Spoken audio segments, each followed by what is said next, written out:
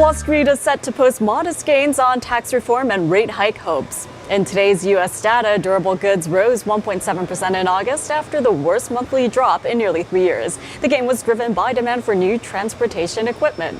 And back to those rate hike hopes. Fed Chair Janet Yellen says she favors gradual rate increases and expects inflation levels to move higher. This does mean there is some uncertainty whether weak inflation is transitory.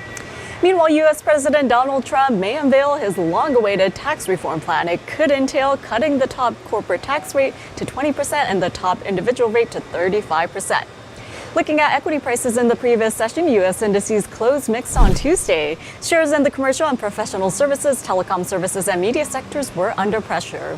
Meanwhile, shares in the tech, hardware, equipment, consumer durables, and apparel, as well as food and staples retailing, advanced. 51% of S&P 500 constituents traded higher on Tuesday. Now moving on to company news, Nike reported fiscal Q1 earnings that topped forecasts but revenue missed estimates. The athletic apparel company expects North American sales to decline again this quarter, but international sales and its aggressive cost-cutting plan helped the company in the latest quarter. Moving on to Micron Technology, shares of the company were higher as the company reported better than expected fiscal fourth quarter earnings. At the same time, its outlook for the fiscal quarter did top expectations. Micron did benefit from a big spike in memory chip prices in the past year.